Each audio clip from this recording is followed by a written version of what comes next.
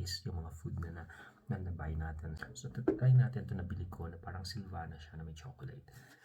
Ang presyo nito, 8 Bolivianos. Presyo natin, siguro mga 80 pesos to. So, mura lang sa pera natin. So, let's try. Oh my God. Napaka-luscious siya. Sobrang sarap.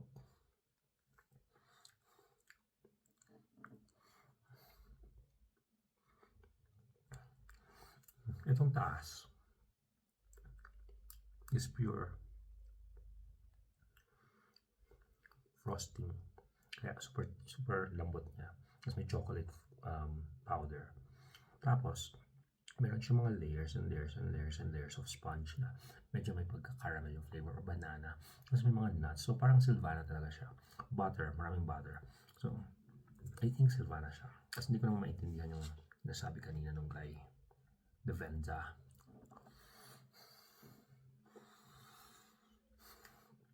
Nakakakilig sa sarap. Oh my gosh. Saan ba yung mga nabili ko sa market today? This is my bag of goodies. Number 1 is 4 siya na parang coin purse. Ibang color siya. Ang gusto ko sa Bolivia is napaka-vibrant ng color ng mga weaving nila. Kasi di ba ang ganda? Number 1, number 2, number 3, and number 4. Kasi ito para sa mami ko. Oh my God. Pero, my gosh, di ba hindi? It's so adorable. Manika nila. Mahilig sila sa ganito dito sa Bolivia. Kasi, ang favorite lang gawin is magtilintas ng ganito, mga cholita. Tawag sa kanila, guys. Tapos, yung mga kulay ng ano nila is very vibrant. Mga kulay ng tela. Tapos, yung mga weaving techniques nila. Yan siya. Oh, this is for my mother. Siyempre, kailangan yung pinakamaganda para sa nanay. Dahil, itatampo nun pag sa loob ng maganda. Ito, from what I understand, parang this is for to ward off evil. Itong parang totem nila. Diba? Diba ang ganda? Maliit na bag. Cute. Ito naman dalawang to. Oh, cute. Ang una natin ita-try is ito. Crocantes, Putilita, Mix Snacks. Ngayon, saan ito galing? Sa La Paz, Bolivia. So, parang bacon siya. Bacon strips.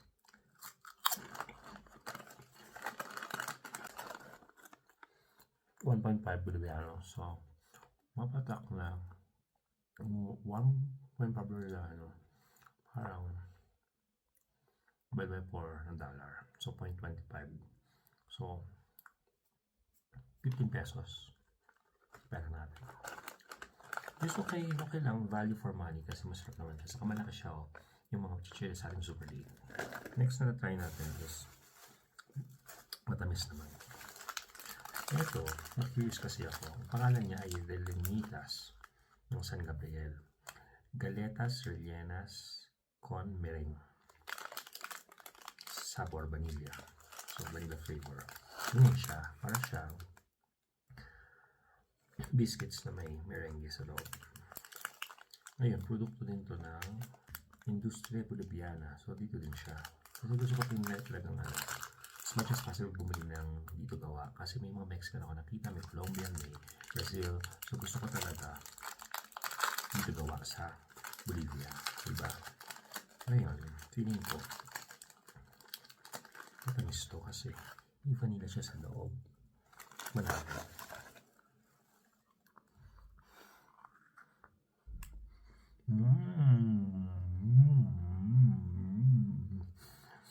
Ibang kasi magpang-iti sa akin ng mga sweets. Alam mo, kikiligin ka.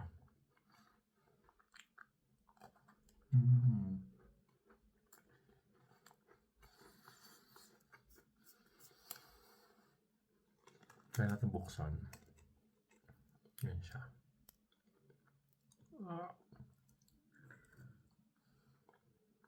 So, merengue talaga. Merengue. Second to the last is pizza. Ito. Sabrositas. Sabi niya, gourmet. So, dapat masarap to. Saka mas mahal siya. 2.20 Bolivianos. So, sa pera nila, siguro divide mo by 3 yung divide mo by 3 yung pera ng Amerika. So, 20 pesos. Mas mahal, di ba? Kanina 15. Kasi gourmet. Papapritas sabor pizza. So, pizza flavor. Ngayon, gawa rin siya ng Bolivia sa Cochabamba, yung lugar. And sabi niya na organic daw itong food na to. Kaya nga gourmet. So, in fairness, no, pati nilagyan niya yan, social, hindi sa medyo chipity. So, ganito siya. Parang potato chips. Mga pizza.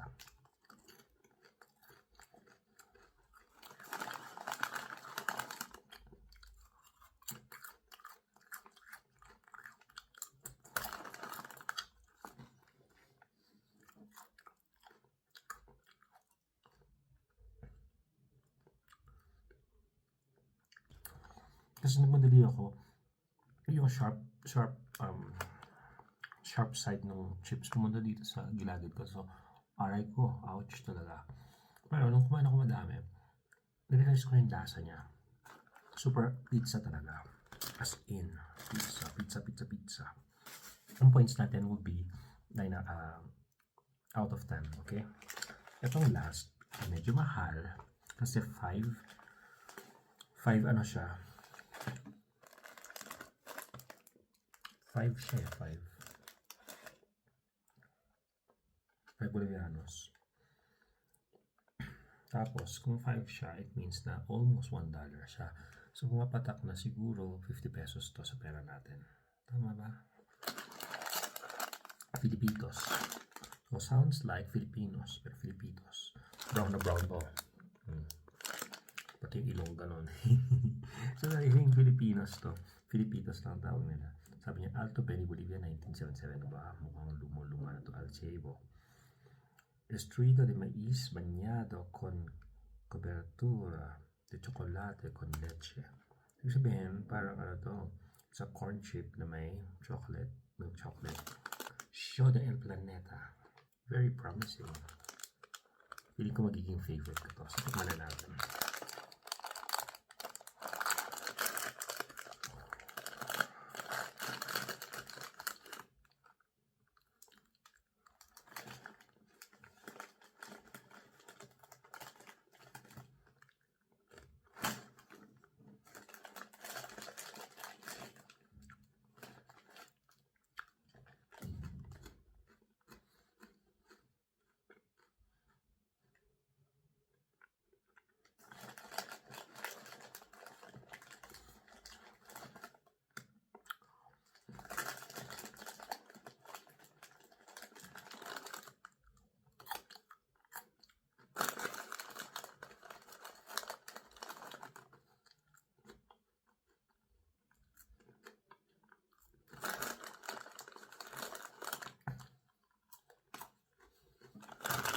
Okay. Ito ay nostalgic kasi kinakain ko siya, naalala ko yung Moby. Pero, mas alta siya than the Moby, as in super smooth, suabe, saka perfect siya, as in perfect na Moby. Oh my gosh, parang ganyan siya bilog-bilog na super sarap. Oh my gosh. So, unahin na natin to since nag-grade na rin tayo. I will give this 10 out of 10. Clap. Kasi perfect siya na chicheria na may chocolate. Like, kung nag-crave ko ng medyo sweet and savory. Filipitos na. No wonder na ang dami ko nakikita kayo na bumibili ito sa market. Kasi super sarap niya. So, 10 out of 10 to. Congratulations. Ang sumunod is si Brilliantes Merengue. In fairness, itong merengue na to, 8.5 para sa akin. Bakit kamo? Siguro, tataas siya ng konti kung lagi ng chocolate covered to. Yung crisp niya. Kung di man chocolate, vanilla covered or may something.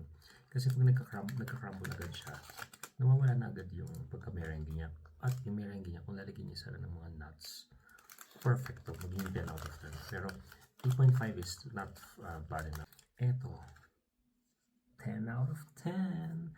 Kasi grabe yung ano niya, grabe yung texture niya. Andyan lahat, may nuts, may cream, may spongy, mga chips. Ito promise, kung kakainin ko to, okay lang, kakainin ko to ng kakainin kapag normal na may papanoorin ako. So, it's not, hindi rin to kawalan, 8 out of 10.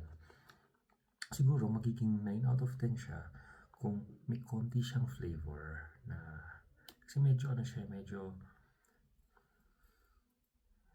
nagkulang sa, hindi flavor nagkulang sa MSG. Yung kasing sa Pilipinas na ganito, punong-puno ng MSG. Tapos, siguro, mas manipis pa sana yung chips niya. Kasi medyo makapal siya. Kung sana, hindi siya consistent, naman ito, manipis siya. Hindi siya consistent. Kung sana maninipis silang lahat. Tapos, yun nga, lagyan mo ng konting MSG. Perfect siya. And not bad na rin ang 8 ha. Ang 8, it means na I will eat it. I will buy it and I will eat it. Come to this one. Pizza. Ngayon, hindi ko siya masabing 10 out of 10. Pwede ko siyang sabihin 9 out of 10. Kasi yung lasa niya, as in, lasang pizza. Kaya nga lang, sinugat niya ako. Dito. Pag kinakain ko siya. Hindi siguro ko sinugat nito. Perfect na din sinugat mo ako, so 9 ka lang. Pero honestly, okay naman. Ang problem ko lang yung mga irregular shape niya na ganyan. Yan yung nakakasugat. Pag kaya yung ganun dyan. Kung bilik sana sa lahat na ganyan, edi hindi ko masusugat kasi walang kanto. Thank you for staying that long sa aking review ng mga pagkain dito sa La Paz, Bolivia.